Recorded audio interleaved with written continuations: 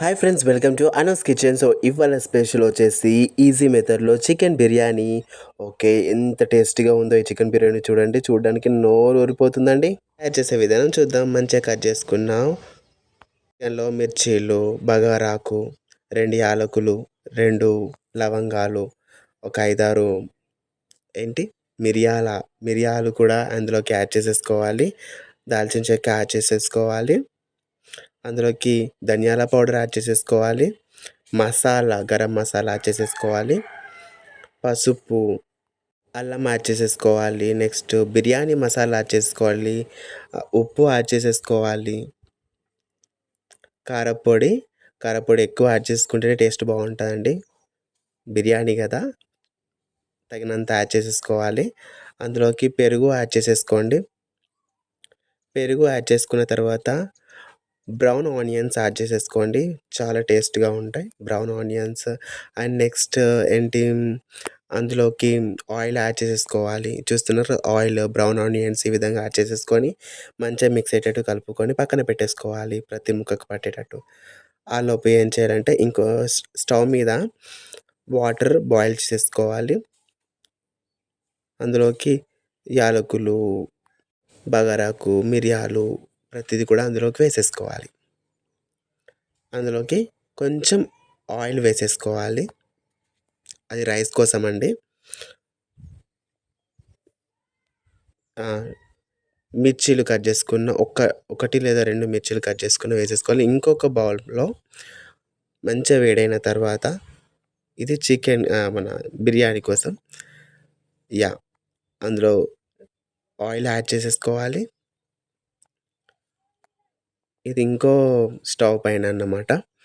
అందులో ఇప్పుడు మనము అన్నీ రోస్ట్ చేసేసుకున్నాం కదా, మిక్స్ చేసేసుకున్నాం కదా, అది ఇందులో వేసేసుకోవాలి. బిర్యానీ ముక్కలు అన్నీ చెప్పేసి ఇక్కడ అన్నీ వేసేసుకోవాలి. మంచిగా లో ఫ్లేమ్లో అది ఉడికేటట్టు చూసుకోవాలి ఆ ముక్కలన్నీ. అండ్ ఇది మంచిగా ఎసరు వచ్చిన తర్వాత మనం కడిగి పెట్టుకున్న రైస్ని మన బాస్మతి రైస్ని అందులో వేసేసుకోవాలి. ఇది అప్పుడప్పుడు తీసేసి ఎలా ఉడుకుతుందా లేదో చూసేసుకొని ఈ విధంగా అయ్యేటట్టు చూసుకోండి. ఎంత స్మెల్ అయితే చాలా బాగుందండి. ట్రై చేయండి డెఫినెట్గా. మీరు ట్రై చేసి ఎలా ఉందో కూడా చెప్పండి. మంచిగా వాటర్లో రైస్ మిక్స్ అయ్యేటట్టు మెల్లిగా కలపాలి, ఎందుకంటే అది విరిగిపోతాయి. మెల్లిగా కలపాలి. ఇది ఏంటంటే చికెన్ 2 లెవెల్స్ వేద్దామని చెప్పేసి సగం తీసేసి సగం ఉంచాము. ఫస్ట్ లెవెల్ మన రైస్ ఉడికిన తర్వాత ఫస్ట్ లెవెల్ వేసిన తర్వాత ఏం చేయాలి, తీసిన ముక్కలు ఉన్నాయి కదా, సెకండ్ లెవెల్లో వేసేసుకోవాలి. సెకండ్ లేయర్ అలా చేస్తే బాగుంటుంది. మా మిసెస్ చెప్పింది, అలా చేసేసింది. సెకండ్ లెవెల్లో చూడండి, అది వేసేసిన తర్వాత నెక్స్ట్ రైస్ కూడా మిగతా రైస్ అంతా పైన వేసేసుకొని గార్నిష్ చేసేసుకోవాలి కొత్తిమీర ఆకుతోటి. అండ్ బ్రౌన్ ఆనియన్స్ అందులో వేసేసి గార్నిష్ చేసేసుకోవాలి. చూడడానికి మస్తు కలర్ఫుల్గా ఉంది. డెఫినెట్గా ట్రై చేయండి. చాలా ఈజీ ప్రాసెస్ అండి. అండ్ అందులోకి ఫుడ్ కలర్ అవసరం ఉంటే, తినేవాళ్ళు ఉంటే యాడ్ చేసి, లేకపోతే స్కిప్ చేయండి. ఇంట్లో కూడా తయారు చేసుకోవచ్చు, లేకపోతే జనరల్ స్టోర్లో కూడా దొరుకుతాయండి ఫుడ్ కలర్. అందులోకి కొంచెం నెయ్యి. యాక్చువల్లీ నేను ఎక్కువ తిన్నాను, అందుకోసం నెయ్యి చాలా తక్కువ వేయమని చెప్పాను. ఇప్పుడు ఏం చేయాలి, ఒక 10 minutes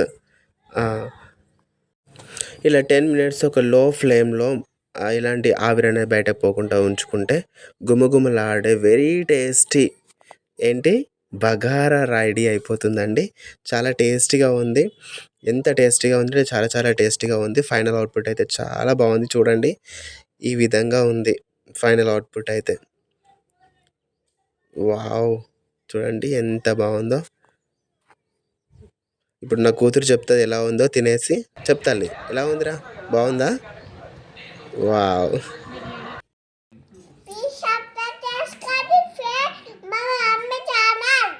Thanks for watching our videos and do subscribe.